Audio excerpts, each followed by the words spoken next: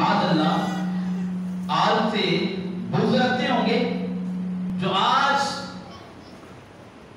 صحابہ کرام علیہ رضوان کے بارے میں معاذ اللہ غلط افواہیں پھیلائی جا رہی ہیں، معاذ اللہ ان پر تبرہ بولا جاتا ہے، معاذ اللہ ان کو برا بھلا کہا جاتا ہے۔ ابو بکر صدیق رضی اللہ تعالیٰ عنہ، حضرت عمر فاروق اعظم، عثمان غنی رضی اللہ تعالیٰ عنہ، حضرت عائشہ پاک رضی اللہ تعالیٰ عنہ، ان کو معاذ اللہ برا بھلا بولا جاتا ہے۔ تو مجھے بتائیے کہ ان کے جو رشتے اور ان کے جو تعلق، ان کی جو محبتیں، ان کی جو قرابتیں ہیں، یہ کتابوں میں موجود ہیں، اور آج کوئی یہ ظلم کر رہا ہے، آج صحابہ پر جو تبرہ بول رہا ہے، آج کوئی صحابہ کرام علیہ رضوان کو برا بھلا کہتا ہے، کوئی اہل بیت کو برا بھلا کہہ رہا ہے، تو میرے پیچھے پیارے محترم اسلامی بھائیوں، یہ بالکل ہی جھوٹ پہ مبنی اور غلط باتیں ہیں جو عوام الناس کے ذہنوں میں بٹھائی جا رہی ہیں کہ صحابہ کرام علیہ رضوان کا اہل بیت سے بغض تھا، یہ ان کے آپس میں دشمن تھے۔ تو ایسی ایک بھی روایت موجود نہیں کہ انہوں نے آپس میں کوئی بغض رکھا ہو، ان کی آپس میں کوئی دشمنی ہو۔ یہ غیروں کا انداز ہے۔ نبی پاک صلی اللہ علیہ وسلم نے ارشاد فرمایا کہ میں تمہارے درمیان دو بھاری چیزیں چھوڑ کے جا رہا ہوں، دو وزنی چیزیں چھوڑ کے جا رہا ہوں، ایک قرآن اور دوسرا اہل بیت۔ یہ دونوں چیزوں کو مضبوطی سے تھام لو، جو اس کو تھام لے گا وہ کبھی گمراہ نہیں ہوگا۔ مگر ہوا کیا؟ کسی نے قرآن کو پکڑ لیا اور کسی نے اہل بیت اطہار کے دامن کو پکڑ لیا۔ کسی نے اہل بیت اطہار کا انکار کیا تو کسی نے قرآن کا انکار کیا۔ الحمدللہ اہل سنت و جماعت وہ جماعت ہے، ہم وہ اہل سنت و جماعت خوش نصیب ہیں کہ جنہوں نے الحمدللہ اہل بیت اطہار کے دامن کو بھی پکڑا ہوا ہے اور قرآن کو بھی پکڑا ہوا ہے۔ ہم وہ خوش نصیب ہیں جن کا ذکر اللہ تبارک و تعالیٰ کے محبوب نے اسی وقت ارشاد فرما دیا تھا۔ آقا کریم علیہ السلام نے تینوں گروہوں کو نومینیٹ کیا، تین گروہوں کو نومینیٹ، نمبر 1 خارجی، نمبر 2 رافضی، نمبر 3 اہل سنت و جماعت۔ ان تینوں کو نومینیٹ کیا ہے، واضح کیا۔ حضور صلی اللہ علیہ وسلم کی حدیث مبارکہ، حضور نے فرمایا خارجی جہنم کے کتے ہیں، خارجی جہنم کے کتے۔ اور رافضیوں کے بارے میں اس وقت بھی صحابہ کرام علیہ رضوان کا دل میں بغض رکھنے والے موجود تھے۔ نبی پاک صلی اللہ علیہ وسلم کی بارگاہ کے اندر ایک جنازہ لایا گیا، آقا کریم علیہ السلام سے عرض کی یا رسول اللہ صلی اللہ علیہ وسلم اس کا جنازہ پڑھائیے۔ میرے آقا کریم علیہ السلام نے دیکھا اور حضور نے فرمایا کہ میں اس کا جنازہ نہیں پڑھاؤں گا۔ عرض کی یا رسول اللہ صلی اللہ علیہ وسلم کیوں نہیں پڑھائیں گے؟ نبی پاک صلی اللہ علیہ وسلم نے ارشاد فرمایا اس لیے کہ یہ میرے عثمان کا گستاخ ہے، اس کے دل میں میرے عثمان کا بغض ہے، اس لیے میں اس کا جنازہ نہیں پڑھاؤں گا۔ تو پتہ یہ چلا کہ نبی پاک صلی اللہ علیہ وسلم کی بارگاہ کے اندر جو صحابہ کرام کا گستاخ ہے، جس کے دل کے اندر صحابہ کا بغض ہے، میرے آقا کریم علیہ السلام نے اس سے نفرت فرمائی، اس کا جنازہ نہیں پڑھایا، صحابہ نے بھی نہیں پڑھا، بلکہ نبی پاک علیہ السلام نے خود ارشاد فرمایا جو میرے اصحاب کا دشمن ہے، ایک وقت ایسا آئے گا کہ میرے صحابہ کو لوگ برا بھلا کہیں گے۔ اور حضور نے اسی وقت ارشاد فرمایا کہ اے لوگوں تم ان کے پاس نہ بیٹھنا، تم ان کے قریب نہ جانا، اگر وہ بیمار ہو جائیں تو ان کی عیادت کے لیے نہ جانا، اگر مر جائیں تو جنازے پہ نہ جانا۔ نبی پاک صلی اللہ علیہ وسلم نے ارشاد فرمایا ان کے ساتھ لین دین نہ کرنا، ان کے ساتھ رشتے نہ کرنا، ان کے ساتھ تعلق قائم نہ کرنا، اس لیے کہ یہ میرے صحابہ کے دشمن ہوں گے۔ تو اس وقت بھی رافضی موجود تھے، صحابہ سے بغض رکھنے والے موجود تھے، نبی پاک صلی اللہ علیہ وسلم کی گستاخیاں کرنے والے اس وقت بھی موجود تھے، اہل بیت اطہار سے بغض رکھنے والے اس وقت بھی موجود تھے۔ تو پتہ یہ چلا کہ یہ نبی کے زمانے میں بھی ایسا ہوتا تھا، کوئی صحابہ سے بغض رکھتا تھا، کوئی اہل بیت اطہار سے بغض رکھتا تھا، مگر نبی پاک صلی اللہ علیہ وسلم نے جو ارشاد فرمایا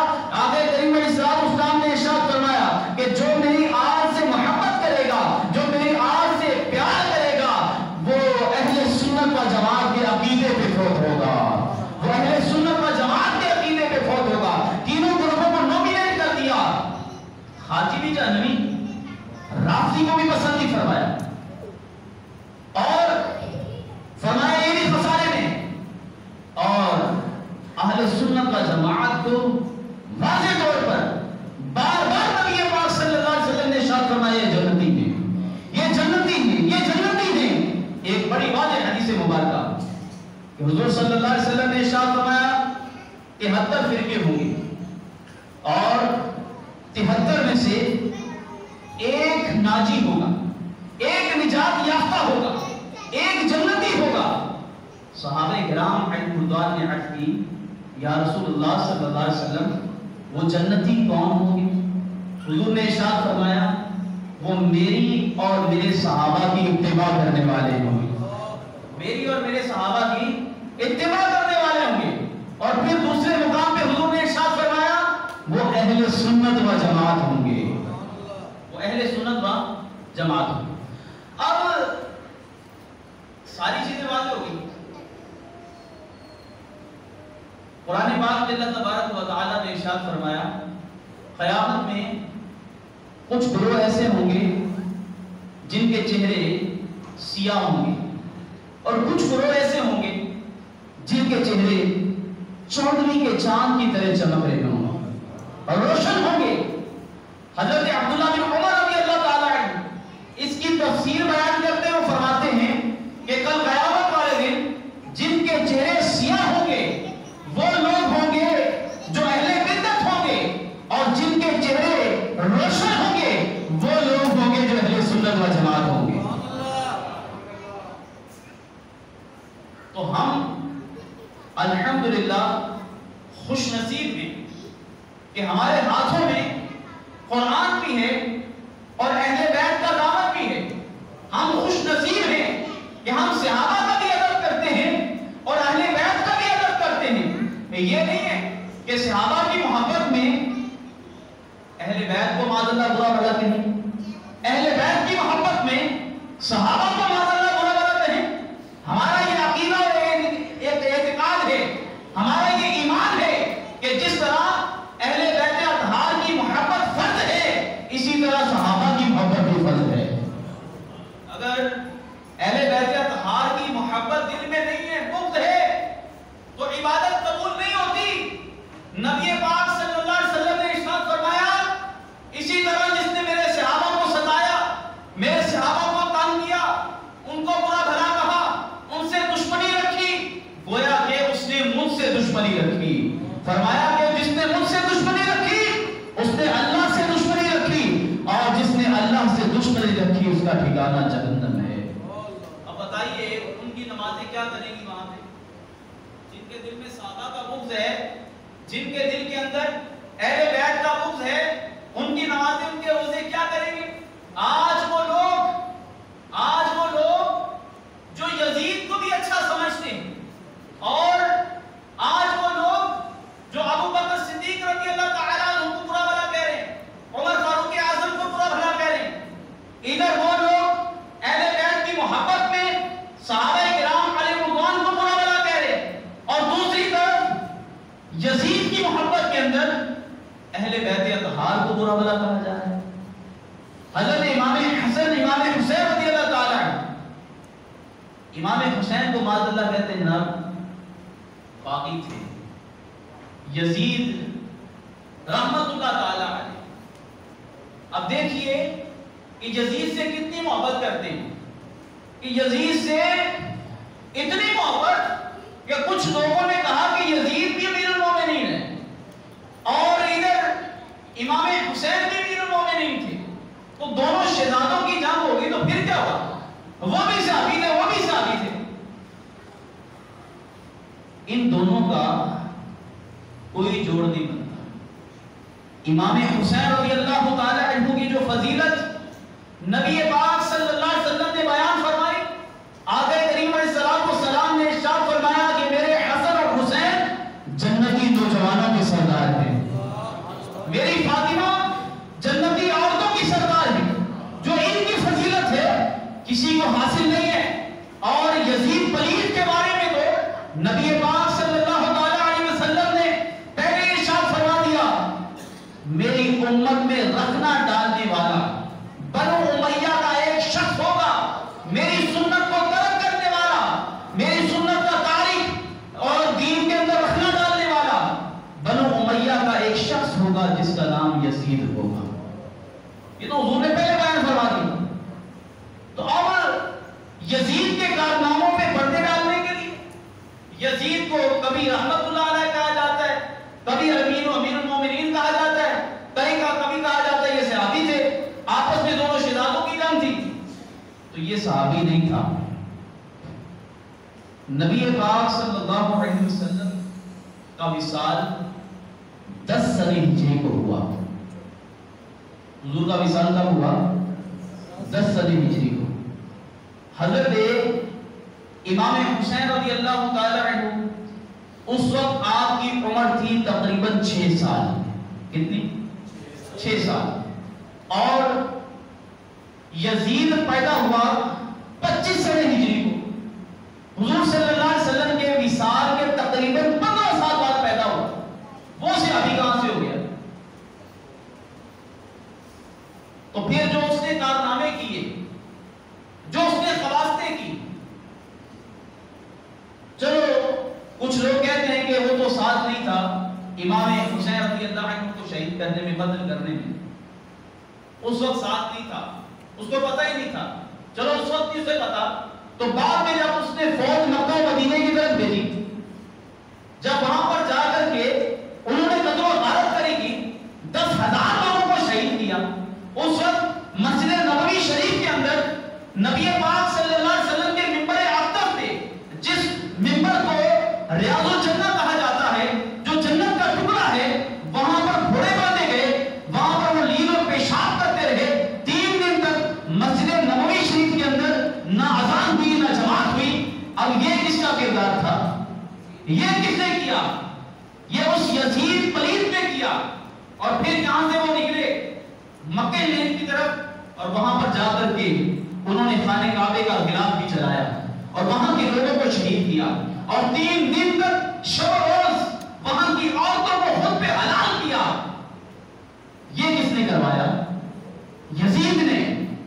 تو اب لوگ یزید پہ پردہ ڈال رہے اور امام حسین معاذ اللہ ان کو باغی کہہ رہے ہیں. تو میرے پیچھے پیارے محترم اسلامی بھائی, میں یہ عرض کر رہا ہوں کہ ایک طرف تو یزیدی ٹولہ ہے اور دوسری طرف صحابہ کرام علی مردان کو معاذ اللہ برا بھلا کہنے والا. اہل سنت و جماعت وہ جماعت ہے, الحمدللہ ہم وہ خوش نصیب ہیں جو آج سے بھی پیار کرتے ہیں, اصحاب سے بھی پیار کرتے ہیں, آج سے بھی محبت کرتے ہیں, اصحاب سے بھی محبت کرتے ہیں. تو میرے پیچھے پیارے محترم اسلامی بھائی, اس لیے اس پرفتن دور کے اندر, جبکہ فتنوں کا دور ہے, جبکہ ہر شخص فتنے میں مبتلا نظر آتا ہے, کہ سونا جنگل رات اندھیری چھائی بدلی کالی ہے. سونا جنگل رات اندھیری چھائی بدلی کالی ہے. ارے سونے والوں جاگتے رہیو, چوروں کی رکھوالی ہے.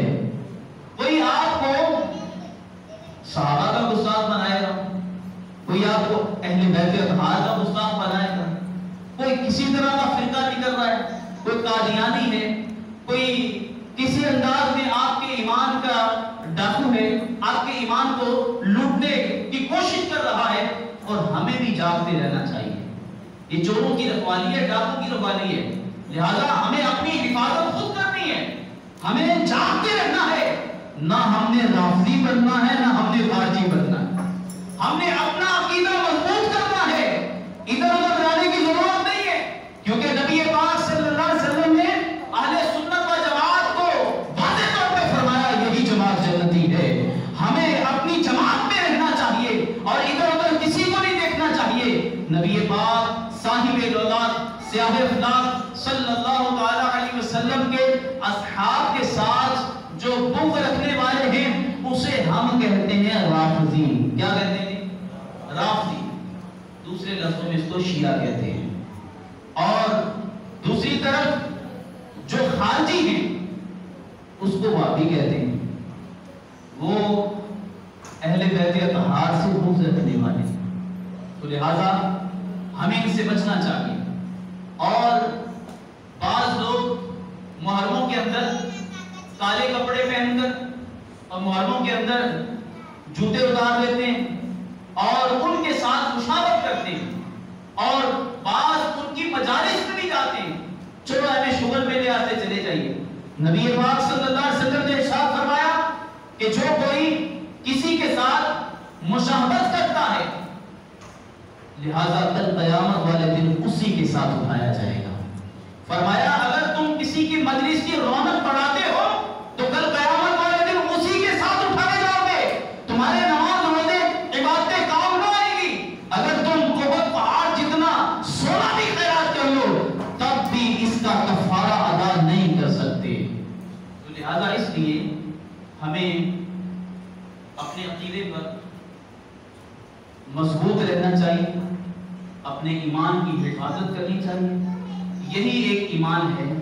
اگر بندہ دنیا کے اندر رہتا ہوا نمازیں نہیں بھی پڑھتا، قرآن نہیں بھی پڑھتا، حج نہیں بھی کرتا، نیک اعمال نہیں بھی کرتا، اگر وہ بندہ ایمان کے ساتھ دنیا سے رخصت ہو جاتا ہے تو اللہ تبارک و تعالی اس کو تب بھی جنت میں داخل فرما دے گا۔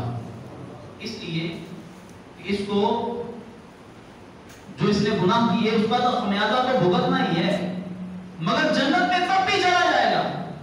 مگر دنیا کے اندر رہتے ہوئے جس کا ایمان ہی برباد ہو گیا وہ ہمیشہ کے لیے جہنم میں رہے گا۔ تو لہذا ہمیں اپنے ایمان کی حفاظت کرنی ہے اور یہ بات اپنے بچوں کو بھی سکھانی ہے۔ نبی پاک صلی اللہ علیہ وسلم نے ارشاد فرمایا 3 باتیں اپنے بچوں کو سکھاؤ، 3 باتیں اپنی اولاد کو سکھاؤ۔ نمبر 1 میری محبت، اپنے نبی کی محبت۔ نمبر 2 میری آل کی محبت۔ نمبر 3 قرآن کی تلاوت، قرآن کی تعلیم، یہ اپنی اولاد کو سکھاؤ۔ لہذا ہر کسی کا یہ فرض بنتا ہے وہ اپنی آل کو، اپنی اولاد کو نبی پاک صلی اللہ علیہ وسلم کی محبت سکھائے، آل کی محبت سکھائے، اصحاب کی محبت سکھائے، قرآن کی تعلیم دے۔ اللہ کی بارگاہ میں دعا ہے اللہ رب العالمین جو کہا سنا اس پہ ہمیں عمل کی توفیق عطا فرمائے اور اس پہ کوئی غلطی ہوئی تو اپنی رحمت کے صدقے معاف فرمائے۔ آمین بجاہ النبی شریف۔